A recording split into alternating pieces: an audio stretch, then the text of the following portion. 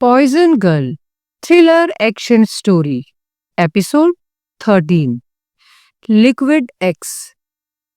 मुझे NPL pharma factory और राका के घर जाना होगा। नताशा की आवाज में अब किसी मासूमियत की जगह दृढ़ निश्चय और लोहे जैसी कठोरता थी। उसकी आंखों में एक आग थी, एक ऐसी आग जो प्रतिशोध की आंधी में सब कुछ राख कर देने को तैयार थी। अजय चौंका, जैसे किसी अनहोनी की आशंका ने उसकी सांसें रोक दी हो। ये क्या कह रही हो नताशा? इसमें बहुत खतरा है।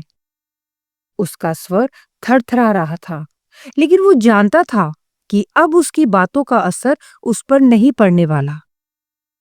नहीं अजय, नताशा ने उसकी बात काट दी।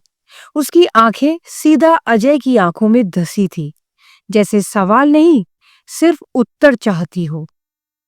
एक तो वो रंजीत सिंह जो अभी भी जिंदा है, और मैं उसे सिर्फ मारना नहीं चाहती, मैं उसे तड़पती हुई मौत देना चाहती हूँ। ऐसी मौत जिसे वो हर सांस में महसूस करे। अजय ने गहरी सांस ली और जैसे उसके भीतर की सच्चाई बाहर आ गई। और तुम्हें अपने पिता को भी ढूंढना है। उसने खुद ही नताशा का वाक्य पूरा किया। नताशा चुप रही। उसके होठ तो कुछ नहीं बोले, लेकिन उसकी आंखें बोल पड़ी। उन आंखों में सिर्फ बदले की भूख नहीं थी, एक बेटे की अधूरी खोज थी, और उस खोज के पीछे छिपा था प्यार भी और रहस्य भी। 2 दिन पहले भी अजय ने उसे एनपीएल हाउस जाने से मना किया था, लेकिन वो नहीं रुकी थी। और जब वो लौटी तो उसके पीछे लाशों का अंबार था, एक अघोषित युद्ध की दस्तक। उस रात वो एक सरप्राइज थी, रंजीत सिंह और पुलिस दोनों के लिए। लेकिन अब परिस्थितियां बदल चुकी थी। अब रंजीत सिंह जानता था कि नताशा सिर्फ एक लड़की नहीं, एक जहरीली आंधी है। पुलिस भी समझ चुकी थी कि वो कौन है। अब वो लोग उसे रोकने के लिए तैयार बैठ सकते थे, एक जाल बिछा सकते थे। कम से कम कोई प्लान तो बना लेते हैं। अजय ने माहौल हल्का करने की कोशिश की। नहीं अजय, नताशा की आवाज इस बार और ठंडी थी, जैसे बर्फ से निकली हो। राका की मौत और ओल्ड टाउन की वो 5 हत्याएं, सभी में वही जहर का इस्तेमाल हुआ है जो मेरे शरीर में है। अजय ने कुछ नहीं कहा। अब वो नताशा की बातें ध्यान से सुन रहा था, जैसे किसी पहेली को सुलझाने की कोशिश कर रहा हो। और इसका मतलब एक ही है, नताशा ने धीरे से कहा, मेरे पिता जिंदा है। अजय इस बात से चिढ़ गया। क्या बेतुकी बातें कर रही हो नताशा? हो सकता है कि रंजीत सिंह ने तुम्हारे पिता का प्रोजेक्ट वेनम चुरा लिया हो, उनकी हत्या भी इसी वजह से की हो, और शायद उस दिन उन्होंने तुम्हें बचाने के लिए वही जहर तुम्हारे शरीर में डाल दिया हो। वो एक सांस में सब बोल गया, जैसे उसका मन महीनों से इस बात को छिपा रहा हो। नताशा चुप हो गई, जैसे उसके सोच की परतें उलझने लगी थी। उसे याद आया कि 1 साल पहले जब रंजीत सिंह के गुंडों ने उसके पिता को मारा था, तब वो अचानक ही उस जगह पहुंच गई थी। उन गुंडों को नहीं पता था कि वो वहां आने वाली थी। शायद उसके पिता ने खुद को बचाने के लिए वो घातक सिरम अपने अंदर डालने का इरादा किया था, लेकिन ऐन मौके पर मेरे वहां पहुंचने के कारण उन्होंने मुझे वो रहस्यमयी जहर दे दिया था और खुद को मौत के गले लगा लिया था। लेकिन सवाल ये था कि अब वही जहर फिर से क्यों और कैसे इस्तेमाल हो रहा था। अगर रंजीत सिंह ने प्रोजेक्ट वेनम चुराया था, तो पिछले 1 साल में उसने ऐसे लड़ाके क्यों नहीं बनाए जो नताशा जैसे हों? क्यों नहीं उसने एक जहरीली सेना खड़ी कर दी थी? और सबसे बड़ा सवाल, जब नताशा ने एनपीएल हाउस पर हमला किया, उसी रात एनपीएल फार्मा पर भी हमला हुआ। क्या ये महज एक संयोग था, या कोई और था जो उसी वक्त सक्रिय हुआ, जब नताशा ने रंजीत के खिलाफ जंग छेड़ी। ये बात तो तय है कि रंजीत सिंह के पास वो फॉर्मूला नहीं है जो पॉइजन गर्ल जैसे किसी को जन्म दे सके, नताशा बोली। उसके स्वर में विश्वास और दृढ़ता थी। हो सकता है मेरे पिता जीवित नहीं हो, परंतु नताशा बोलते बोलते रुकी। वो उठी और बाहर सितारों को देखने लगी, जैसे उसके पिता उसे एक सितारे के रूप में देख रहे हों।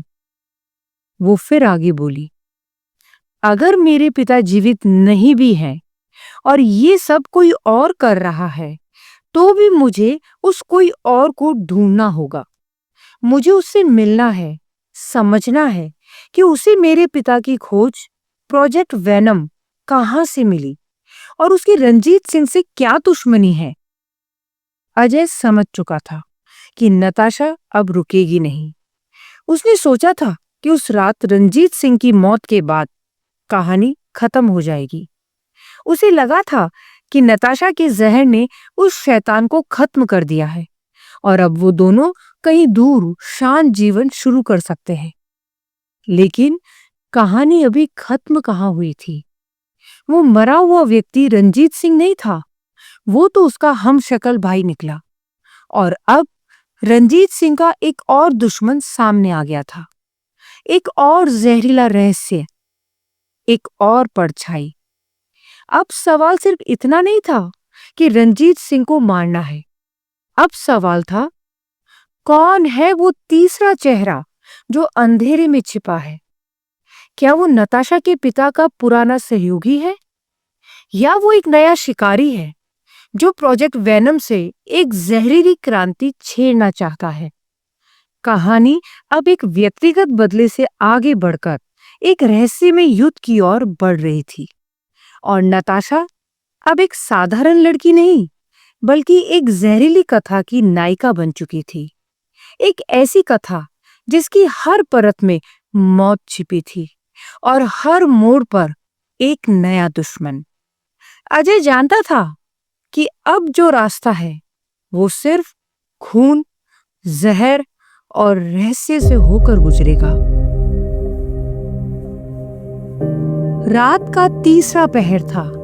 क्राइम ब्रांच के ऑफिस की नीली रोशनी में इंस्पेक्टर विजय वर्मा अपनी मेज पर झुका हुआ था।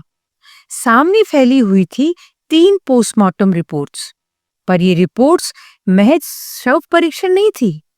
ये मानो किसी अदृश्य साजिश की पटकथा थी जो शहर की नींव तक को हिला सकती थी। उसके सामने पहली रिपोर्ट थी उमेश, एनपीएल हाउस का सुपरवाइजर, और उसके साथ मरे गुंडे। रिपोर्ट में लिखा था, cause of death unknown neurotoxin, coded as liquid X. Vijay की भौहें सिकुड़ गई। Liquid X? ये कोई सामान्य जहर नहीं था। इसकी संरचना किसी भी ज्ञात टॉक्सिन से मेल नहीं खा रही थी। ना ही साइनाइड, ना ही कोबरा का जहर, और ना ही स्ट्राइकिनिन। ये कुछ और ही था, कृत्रिम, गूढ़ और खतरनाक। और फिर दूसरी रिपोर्ट, ओल्ड टाउन के घर में मरे 4 गुंडे, एनपीएल फार्मा का कर्मचारी असलम और राका। यहां मौत का कारण था सॉलिडिफाइड साइनाइड, एक ऐसा साइनाइड जो शरीर में डार्ट्स, नुकीले नाखूनों या किसी बेहद महीन यंत्र से इंजेक्ट किया गया था। पर फर्क ये था कि ये जहर किसी इंसान के खून में नहीं वास कर सकता, ये बाहरी माध्यम से ही डाला जा सकता था। लेकिन वो लिक्विड एक्स, वो तो खून में बह रहा था, उस मास्क वाली लड़की के खून में, जिसे अब मीडिया पॉइजन गर्ल कहने लगी थी। इंस्पेक्टर विजय की शातिर निगाहें याद कर रही थी उस रस्सी को जो घटना स्थल पर आधी जली हुई मिली थी। उसे जैसे ही छुआ गया था, वो फाइबर सुलग उठा था। केवल एक ही कारण हो सकता था, उस लड़की की कलाई से बहा खून इतना तेजाबी और जहरीला था कि रस्सी पूरी तरह से गल गई थी। विजय ने उस खून का रासायनिक विश्लेषण करवाया था। रिपोर्ट वही, लिक्विड एक्स बता रही थी। एक और इशारा भी था, उमेश की हथेली पर जलन के निशान। विजय को अब साफ समझ आ गया था कि उमेश ने शायद आत्मरक्षा में उस लड़की को मुक्का मारा होगा और उसके होठ से जो खून निकला था वही खून उसके हाथ की त्वचा को जला गया होगा, जिसका मतलब था कि पॉइजन गर्ल न केवल खतरनाक थी बल्कि उसके शरीर के हर कतरे में जहर था। फिर तीसरी कड़ी, राका का घर। उसके बिस्तर पर बिखरे कपड़े, शराब की बोतलें, परफ्यूम की हल्की खुशबू और उसकी पीठ पर हल्के नाखूनों के निशान। विजय ने सब देखा था। उससे ये साफ था कि राका ने रात किसी लड़की के साथ बिताई थी और मौत उसे अचानक नहीं, धीरे धीरे मिली थी, एक बेहद नियंत्रित, मापे गए डोज से। सॉलिडिफाइड साइनाइड उसके शरीर में तब डाला गया जब वो पूरी तरह से उस लड़की को अपने आगोश में लिए हुए था। उसे उस कृत्य में पता ही नहीं चला कि कब उस लड़की ने धीरे धीरे अपने नाखून उसकी पीठ पर चुभाए और वो जहर की अल्प मात्रा उसके शरीर में प्रविष्ट कर गई थी। उस लड़की के मजे लेते लेते उसे पता ही नहीं चला कि वो लड़की उसे धीमे धीमे परंतु बेहद खतरनाक जहर दे रही थी। पर अगर वो लड़की पॉइजन गर्ल होती तो उसे राका को मारने में एक पल भी नहीं लगता। तो फिर उसे इस पूरे नाटक करने की क्या जरूरत थी? अभी तो राका जैसे ही उसका चुंबन लेता या उसके शरीर में अपने शरीर को प्रवेश कराता, वो मृत्यु को प्राप्त हो जाता। इंस्पेक्टर विजय के दिमाग में अब सब कुछ एक सिनेमैटिक ढंग से जुड़ रहा था। पॉइजन गर्ल, उसके शरीर में है लिक्विड एक्स। दूसरी लड़की जिसने राका की हत्या की, उसके पास सॉलिडिफाइड साइनाइड है। तीसरा रहस्य, वो लाश जिसे रंजीत सिंह 2 वर्ष पहले चुपचाप दफना रहा था। विजय को पक्का यकीन था कि ये लाश इस पूरे रहस्य की पहली कड़ी थी। 2 साल पहले शायद उसी हत्या से ये जहरीला खेल शुरू हुआ था। अब तस्वीर कुछ ऐसी बन रही थी। एक मास्क वाली लड़की, जहर उसका अस्त्र और उसका अस्तित्व। एक दूसरी रहस्यमय स्त्री जो जहर की जानकार है, उसे पता है कि कैसे सॉलिडिफाइड साइनाइड को दूसरे के शरीर में हल्की सी चुभन के साथ प्रवेश करवाना है। और एक अदृश्य वैज्ञानिक या अपराधी जो शायद लिक्विड एक्स का आविष्कारक था। क्या वो लाश जिसे 2 वर्ष पहले दफनाया गया था उसी वैज्ञानिक की थी? क्या उसी ने ये लिक्विड एक्स बनाया था? यदि वो व्यक्ति 2 वर्ष पहले मर गया था, तो ये पॉइजन गर्ल अब 2 वर्ष बाद क्यों सक्रिय हुई? और इस पॉइजन गर्ल ने रंजीत सिंह पर क्यों हमला किया? विजय वर्मा की आंखों में अब शक नहीं, केवल लक्ष्य था। उसे अब पॉइजन गर्ल को पकड़ना था, उसे दूसरी हत्यारन को भी ढूंढना था और उस गुमनाम लाश की पहचान करनी थी।